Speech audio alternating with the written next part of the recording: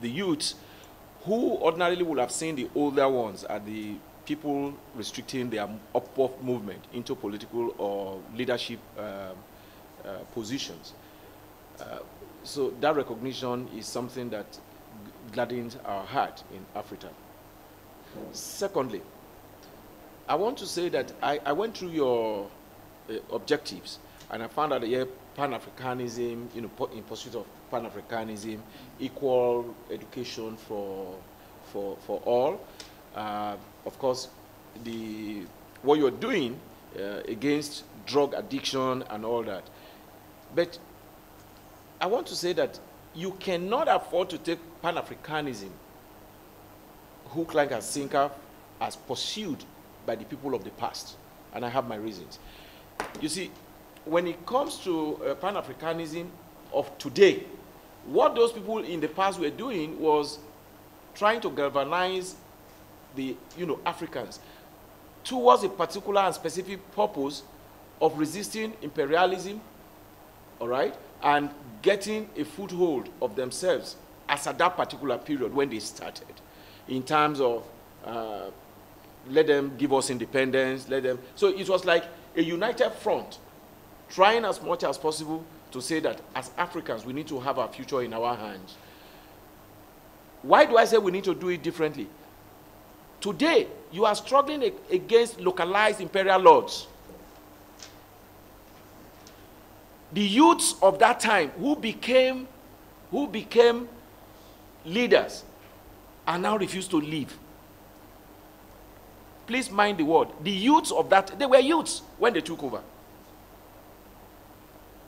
Just like you are youths today, because you are going to be, they say you are youths of, leaders of tomorrow, for instance. The youths of that yesterday took over the reins of mantle of leadership all across Africa. And yet this is what we have.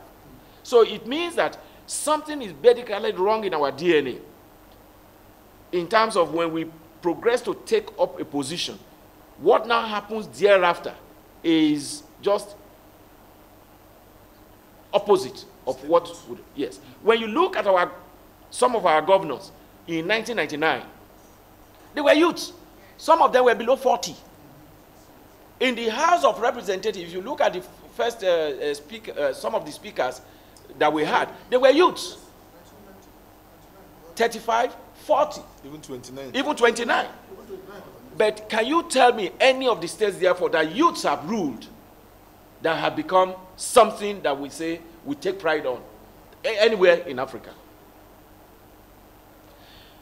The Palu president made allusion to a particular state.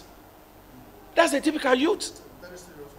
A typical youth. But he became governor even on a platter of gold. But as we speak with you, nobody can say that he has added value to the life of Nigerians. So how do you then convince the older ones, therefore, to give youths a shift so that you youths can have the space? That is my worry. We have had youths who were speakers of state assemblies. They started as youths, and today they are ministers in the Federal Republic. And you have so many like that. And what also worries me so much is that, you see, most of those governors, most of those in the House of Rep, most of those in the Senate, just like you was, you were an SUG president, they were all activists in their university days. So the question is, what they canvass against, why are they now not doing all those things when they get there? Bukola Saraki, for instance, started politics as a youth. He didn't just get old on time like that. So when people say youths have not been empowered, I now wonder how, because most of those people started as youths in politics.